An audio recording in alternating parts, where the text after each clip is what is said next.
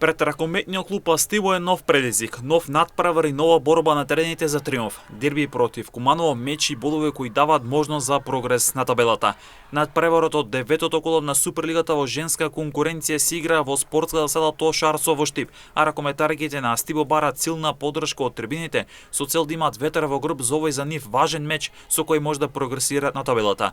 Дерби од средишниот дел на табелата на две екипи кои го делат петото место на табелата со по 5 освоени бодови. Статистички двете екипи се идентични кои имаат учинок од 2 победи, 1 реми и 5 порази. Нападите исто така ефикасни, односно двете екипи дале по 186 погодици, а Куманово има нешто подобра одбрана која е примила 226 погодици во однос на таа на Астиво која е примила 249 погодици. Триумфот е важен за двете екипи за зацврстување во средишниот дел од табелата, односно на петото место и продолжување се напаѓа четвртото место каде што е Вардар со 8 бодови.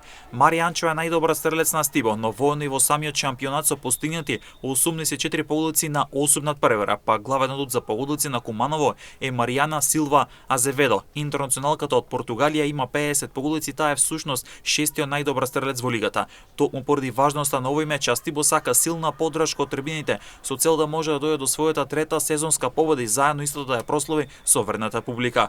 Колото беше отворено вчера со победата на Чаир над Вардар, триумф до кој фаворитот стигна со резултат од 28-31. Мечот меѓу Ѓорче Петров и Пелестер се игра во недела, пак надпреварот меѓу Металурук Автокоманда кој ќе биде апсолутен фаворит против Спартак ќе се игра на 18 или 19 ноември.